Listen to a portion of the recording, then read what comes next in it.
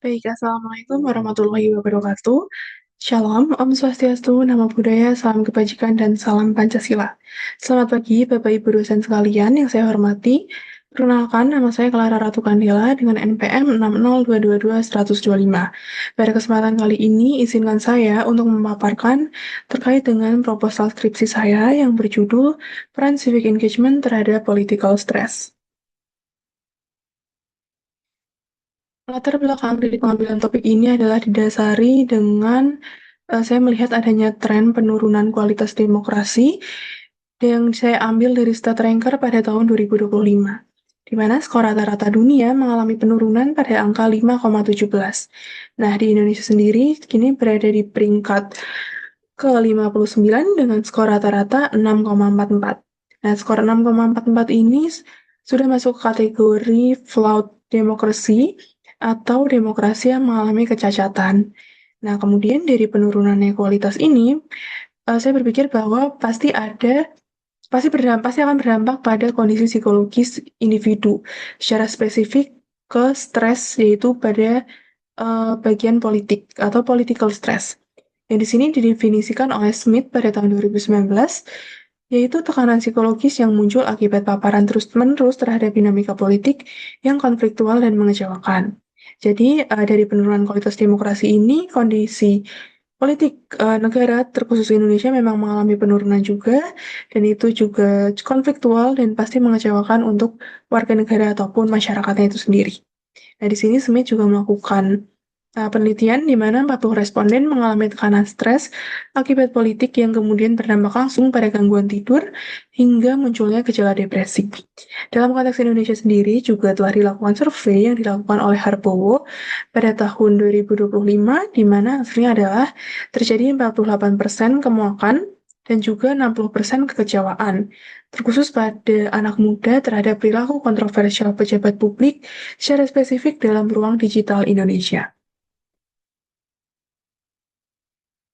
Nah, di sini masalah utama yang kita hadapi sebenarnya adalah polarisasi politik yang cukup tajam, di mana masyarakat terpecah ke dalam kelompok yang saling tidak percaya, yang berakibat pada mempersempitnya ruang dialog karena perbedaan pandangan politik dan dianggap sebagai ancaman personal yang meresap ke kesejahteraan harian kita. Jadi itu juga mengganggu dinamika dan juga keseharian rutinitas karena uh, dialog ataupun ruang untuk berkomunikasi pun juga jadi semakin terbatas. Nah, kemudian hal ini juga diperparah dengan doom scrolling atau information overload yang memicu kelelahan secara kognitif. Jadi, saking banyaknya paparan dari informasi ataupun berita secara politik, secara sosial, secara ekonomi, itu lama-kelamaan diterima individu sebagai suatu emosi yang buruk. Jadi, itu juga dapat mempengaruhi kehidupan sehari-hari orang-orang ataupun khususnya masyarakat Indonesia jika kita membicarakan konteks Indonesia. Kemudian di sini muncul sebuah paradoks, partisipasi peningkatan keterlibatan justru berkaitan dengan meningkatnya beban emosional. Nah, individu yang memiliki kepedulian tinggi akan menghadapi cost of politics atau biaya politik berupa stres berkepanjangan. Nah, berlanjut ke celah penelitian, di sini saya melihat bahwa penelitian terdahulu lebih banyak melihat keterlibatan politik sebagai dampak stres. Sementara saya berencana untuk meneliti atau melihat bagaimana keterlibatan sipil sebagai prediktor atau penyebab utama munculnya dari political stress itu sendiri. Kemudian di sini saya melihat bahwa yang pertama berdasarkan dari penelitian Ford pada tahun 2023 yang menunjukkan bahwa emosi negatif merupakan akibat dari dinamika politik yang dapat mendorong individu untuk melakukan political action. Justru emosi negatif tersebut diteliti Ford dapat mendorong individu untuk melakukan political action. Sementara itu penelitian yang dilakukan oleh Ballard pada tahun 2019 juga melihat civic engagement pada remaja dan dewasa muda. Namun mereka berfokus pada kaitannya dengan kesehatan dan juga outcome secara sosial ekonomi, tanpa mereka melibatkan secara aktif atau mengkaji secara spesifik variabel political stress sebagai dampak psikologis dari keterlibatan sipil tersebut. Kemudian dari penelitian yang Fan pada tahun 2024 juga menyoroti bahwa aktivitas politik dan civic engagement dapat menimbulkan stres dan beban emosional. Namun, lagi-lagi dalam kajian ini juga belum membahas tekanan psikologis belum membahas stres secara spesifik untuk politik, hanya membahas tekanan psikologis secara umum dan belum secara khusus. Seperti itu. Masuk ke dalam tinjauan pustaka, di sini ada variabel political stress. Nah, variabel political stress di sini saya kutip dari Smith juga, yaitu didefinisikan sebagai dampak dari kesehatan fisik dan psikologis akibat interaksi dengan dinamika politik. Nah, di sini ada 4 dimensi. Yang pertama ada physical health, yaitu yang dirasakan secara fisik, baik itu kelelahan sampai dengan gangguan tidur. Atau di sini ada emotional health, yaitu political stress yang berpengaruh ke emosional ataupun ke psikologis seorang, baik itu marah, sedih, sampai perasaan putus asa terhadap masa depan negara ini. Kemudian dari regretted behavior, seperti yang sudah sempat disinggung sebelumnya bahwa saking banyaknya, terlalu banyak datangnya informasi-informasi secara politik, sehingga banyak pula individu yang merasa sulit mengendalikan diri mereka. Jadi, ya itu juga menimbulkan stres secara politik. Kemudian ada social and lifestyle health, yaitu terganggunya hubungan interpersonal akibat perbedaan pandangan politik. Yang tadinya atau yang sebelumnya mereka tidak memiliki konflik ataupun isu dalam hubungan pertemanan ataupun persahabatan ataupun dalam organisasi, bisa saja kemudian mereka mengalami konflik akibat dari perbedaan pandangan secara politik.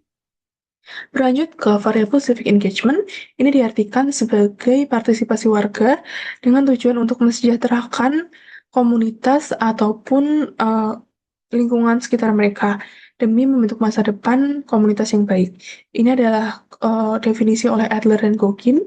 Kemudian saya memberikan 2 dimensi utama dari Doolittle and Fall pada tahun 2013 yang secara spesifik juga langsung mengarah ke alat ukurnya. Yaitu di sini ada civic attitudes dan civic behaviors.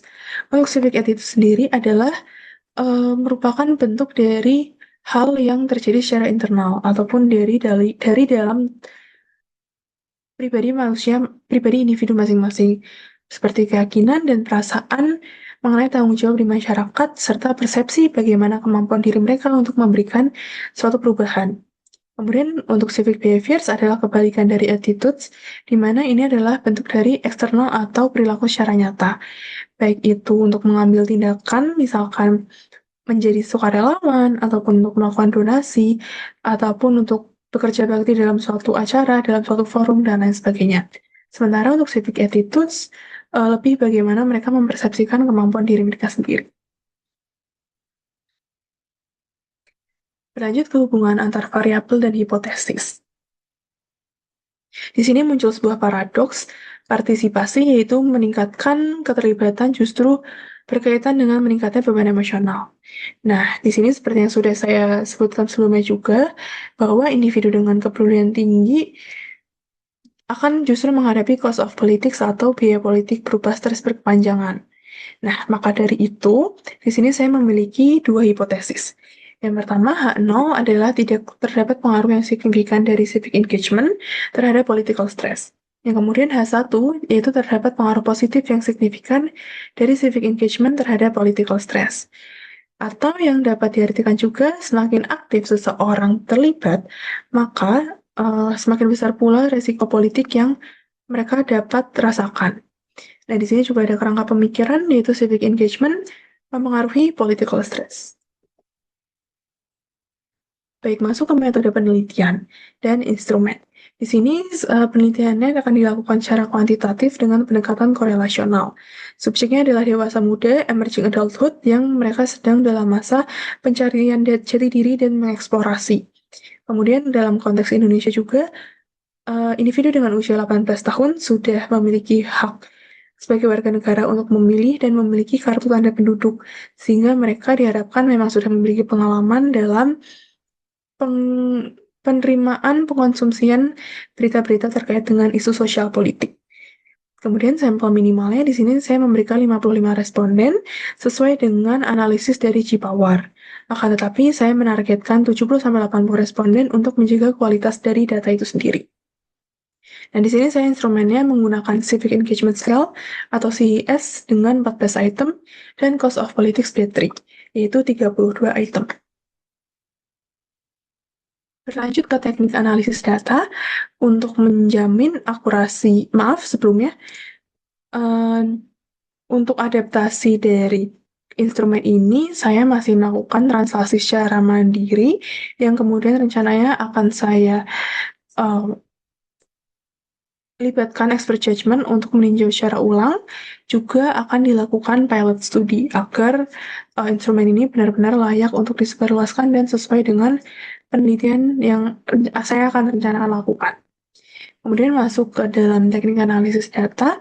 Nah, untuk menjamin akurasi, saya di sini menggunakan model Rush dalam uji validitas dan reliabilitas dengan melihat kriteria outfit MNSQ dan ZSTD dan point measure correlation. Selanjutnya saya juga akan melakukan uji asumsi klasik, normalitas, heterodexitas, dan linearitas. Kemudian analisis utama saya akan melakukan dengan regresi linear sederhana melalui SPSS untuk mengukur seberapa besar variabel civic engagement yang dapat menjelaskan varians daripada political stress itu sendiri. Nah, hasil ini saya harapkan dapat membantu pemuda khususnya untuk dapat meningkatkan kesadaran diri atau self-awareness dalam memfilter asupan informasi dan politik demi kesehatan mental dan juga demi kemajuan generasi penerus bangsa. Kemudian di sini saya juga berharap secara teoritis penelitian ini dapat mengisi celah mengenai keterlibatan sosial sebagai penyebab gangguan psikologis itu sendiri.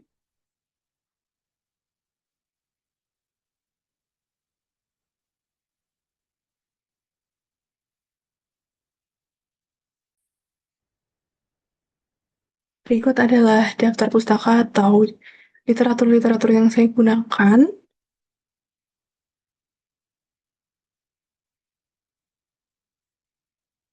Sekian yang dapat saya sampaikan. Mohon maaf apabila ada kesalahan pengucapan maupun kesalahan penjelasan.